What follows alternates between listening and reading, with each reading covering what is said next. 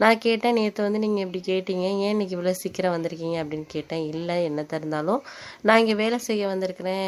நீங்க என்னதான் வந்து எனக்கு வந்து நெறைய சலுகைகள் குடுத்தாலும், அத வந்து நான் வந்து எனக்கு ஏத்த மாரி நான் அத மாத்திக்க முடியாது. உங்களுக்கு வந்து கொஞ்ச நாச்சும் லாபம் வர்ற மாரியான விஷயங்கள தானே நான் செய்யணும்." அப்படிங்கிற மாரி சொன்னாங்க.